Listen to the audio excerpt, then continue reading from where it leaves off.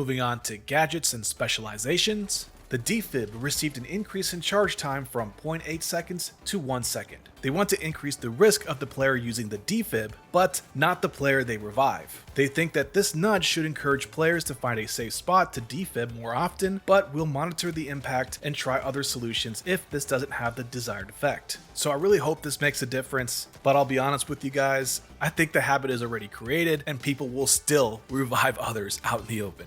Now moving on to the H+ infuser and healing emitter, which now uses team colors, making it easier to tell who is healing who. This is honestly a great change, and besides the arena looking like a Star Wars battlefront, I think this is going to give a lot of teams more clarity. The nullifier bullets will now pass through nullified players. However, it only impacts hit scan bullets, but they do plan to address the projectiles in future updates. Next, we have these specializations. The healing beam has also received the same treatment as the H+ infuser, with the VFX now using team colors, making it easier to tell who is healing who. Not gonna lie, I was looking for a buff here to make it stand out from the H+ infuser and healing emitter, but I guess maybe that'll come next patch.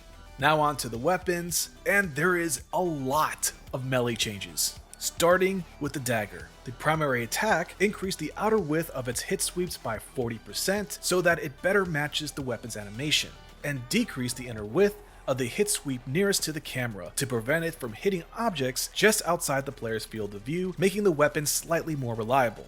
Increased the duration of the hit sweep from 0.07 seconds to 0.1 seconds, making the weapon more reliable. Up next, we have the dual blades. Increased the hit sweep range by 40 centimeters to bring it more in line with other melee weapons. Increased the hit sweep height by 5 centimeters, making the weapon more reliable. Decreased the inner width of the hit sweep nearest to the camera to prevent it hitting objects just outside the player's field of view, making the weapon slightly more reliable.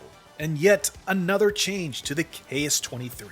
Converted the KS-23 from a projectile weapon to a hybrid hit scan projectile weapon, finally. I'm gonna be honest with you guys, I don't know why hit scan was not implemented in the first place, but this is the change I was waiting for so that I could finally make this masterclass. The KS-23 shots will be hit scan up to 25 meters, making it more reliable at close ranges. KS-23 shots will be projectiles after 25 meters, making it less likely to be used to snipe at longer ranges. The projectile's velocity has been reduced from 300 meters per second to 280 meters per second. The dev note here states that this new approach to the KS-23 should make it more reliable at the close to medium ranges it is intended for. This is truly a game changer for this weapon, and I have no doubt you're going to see it used more in ranked as well as World Tour.